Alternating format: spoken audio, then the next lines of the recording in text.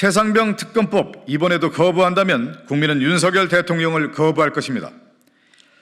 22대 총선을 통해 국민은 윤석열 대통령의 일방적 폭주를 멈추라고 선언했습니다. 김건희 여사의 비리를 수사하기 위한 특검법부터 각종 민생 법안까지 거부권 행사를 남발해온 윤석열 정권에 강력한 경고를 한 것입니다. 윤석열 정권과 국민의힘이 총선의 민의를 받들어 반성하고 있다면 최상병 특검법을 즉각 수용해야 합니다. 최상병 사망과 그 수사에 대한 외압 의혹은 지난 2년 윤석열 정권의 총체적 부실과 무도함을 드러낸 사건입니다. 국민의 생명을 제대로 지키지 못한 것도 모자라 진상을 규명하고자 하는 노력을 권력의 힘으로 찍어 눌렀습니다.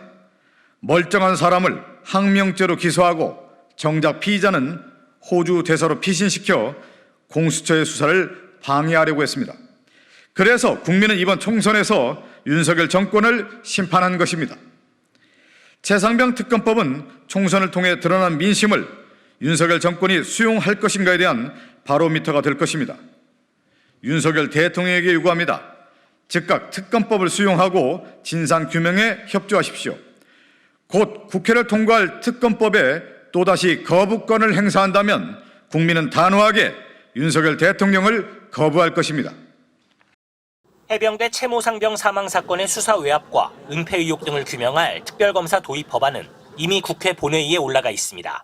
작년 10월 야당의 신속 처리안건 지정에 따라 이달 3일 자동 부의돼 표결만 남아 있습니다.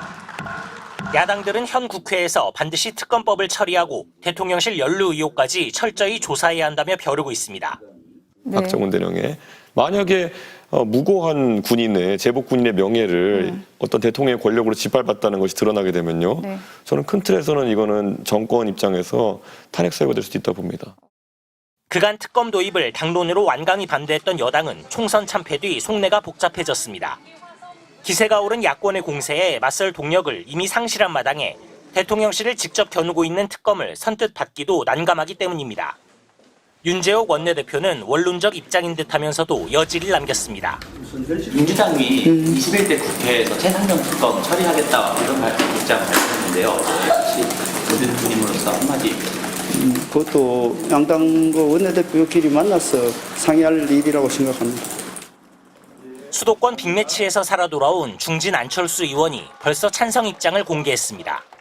저는 저 개인적으로는 찬성입니다. 그럼 찬성표 던지실 계획이세요?